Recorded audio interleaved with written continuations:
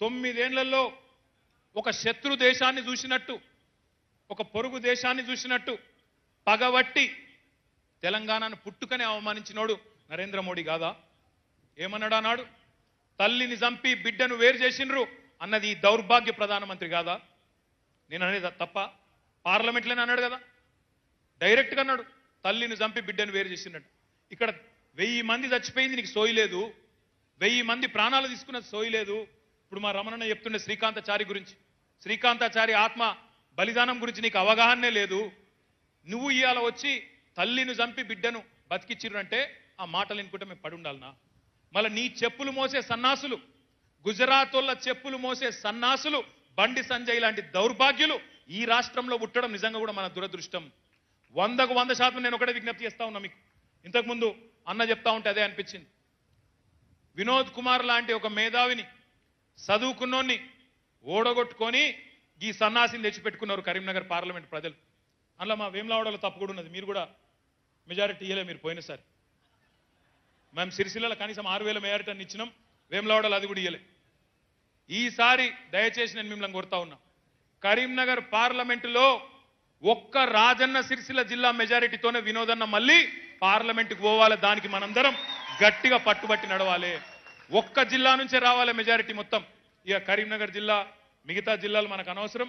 మన జిల్లా నుంచి వచ్చిన మెజారిటీతోనే వినోద్ కుమార్ గారు మళ్ళీ పార్లమెంటుకు పోవాలి. ఈ సన్నాసిని ఇంట్లో కూర్చోబెట్టాలి.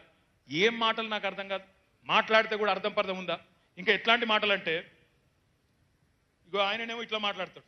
ఇక వాళ్ళ ప్రభుత్వం, కేంద్ర ప్రభుత్వం ఏమంటదంటే, ఇగో కింద ఇక్కడ రాసిన చూడు, పీక్ అవర్లో కరెంటు ఛార్జీలు 20% పెంచాలన్నట. పీక్ అవర్లో కరెంటు ఛార్జీలు పెంచాలే, ఇది కేంద్ర ప్రభుత్వం యొక్క తాకీదు.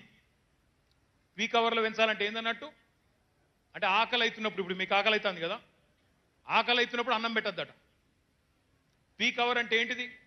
6 నుంచి 9 గంటలు సాయంత్రం పీక్ పెట్టద్దట. పీక్ అవర్ అంటే ఏంటిది? 6 నుంచి 9 గంటలు సాయంత్రం పీక్ అవర్. అప్పుడే ఇంటికి వస్తాం, టీవీ చూస్తాం, జర కూర్చొని ఛాయ్ తాగుతాం, అక్కడ భార్య పిల్లలతో కూర్చొని టీవీ చూసుకుంటా డిన్నర్ చేసే టైం. గా టైంలోనట 20% ఛార్జీలు పెంచన్నట్టు, లేకపోతే పవర్ కట్ చేయన్నట్టు. ఇది కేంద్ర ప్రభుత్వం యొక్క తెలివి. ఆకలైనోటికి అన్నం పెట్టద్దు, ఆకలి అయ్యేటప్పుడే అన్నం పెట్టద్దు, కడుపు నిండినాక పెట్టండి, ఇది వాడు చెప్పే నీతి.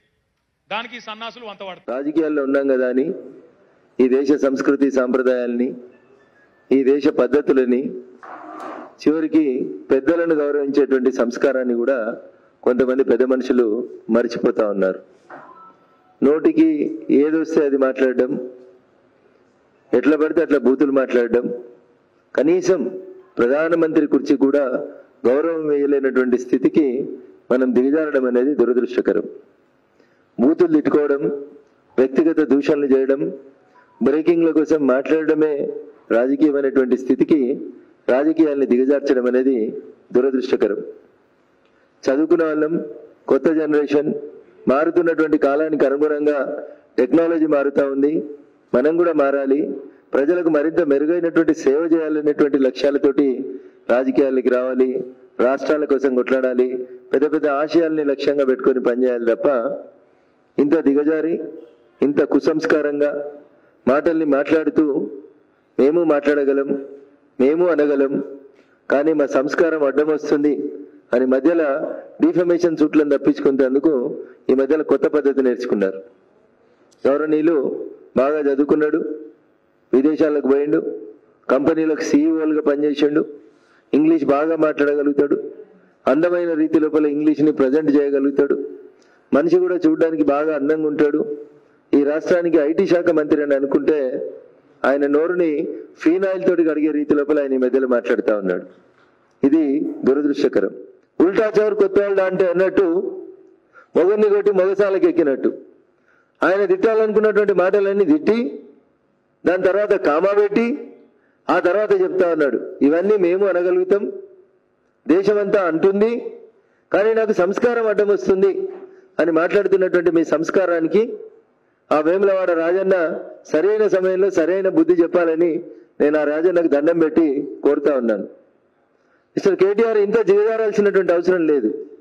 రాజకీయాల్ని ఉందాగా చేద్దాం, పొద్దున్న లేస్తే నరేంద్ర మోడీ గారిని, భారతీయ జనతా పార్టీని, కేంద్ర ప్రభుత్వాన్ని ఒక క్రమ పద్ధతి ప్రకారం బదనాం చేయడమే ఎజెండాగా పెట్టుకుని పనిచేస్తున్నటువంటి మీ తీరుని తెలంగాణ సమాజం గమనిస్తుంది. బ్రోకర్, లీకర్, లిక్కర్ ఇట్లాంటి పదాల గురించి మాట్లాడుతున్నప్పుడు నిన్న మీరు మాట్లాడినటువంటి మాట, ప్రధానిని బ్రోకర్ అని అనలేవా? ఒక కాగితం తీసుకురామన్నా, where he did the brokerism. అర్థం లేని పదాలు మాట్లాడుతూ కార్యకర్తలు ముంగటున్నారని, చుట్టూ పోలీసులు రక్షణ ఉన్నారని, ఎవరు మా మీద కేసు పెట్టారని నోటికి వచ్చినటువంటి బూతులు మాట్లాడడం మీలాంటి చదువుకున్నటువంటి వ్యక్తికి తగదు రామన్న. నన్ను తిట్టమనంటే నువ్వన్నా కొద్దిసేపు తిట్టి అలసిపోతావేమో రామన్న. 24x7 మీరు రండి, రవీంద్ర భారతిలో పెట్టుండ్రి, మీరు మీ 104 మంది రండి, నేను ఒక్కనే వస్తాను, మీకు అందరికీ అంతకంటే మంచి భాష లోపల సమాధానం చెప్పగలుగుతాను. మీరైనా యువరాజు అని ఫీల్ అవుతున్నారు కాబట్టి, రాజు అయ్యేది లేదు, యువరాజు అయ్యి వచ్చేది లేదు, కానీ ఇట్లాంటి భాష మాట్లాడకుండా కొంచెం సభ్యత సంస్కారాలతో మాట్లాడితే బాగుంటుందని నేను ఈ సందర్భంగా కేటీఆర్ గారికి ఇతో చెప్పదలుచుకున్నాను. హాయ్ ఫ్రెండ్స్, మా టుడే టుమారో యూట్యూబ్ ఛానల్ చూస్తున్నందుకు చాలా థ్యాంక్స్. మరిన్ని లేటెస్ట్ వీడియోస్ కోసం వెంటనే సబ్స్క్రైబ్ చేయండి. అలాగే ఈ బెల్ ని కూడా రింగ్ చేసేయండి. మా నోటిఫికేషన్స్ అన్ని మీ మొబైల్లో వస్తాయి. అలాగే మా వీడియోస్ మీకు నచ్చితే లైక్ చేయండి, షేర్ చేయండి, నచ్చకపోతే కామెంట్ చేయండి.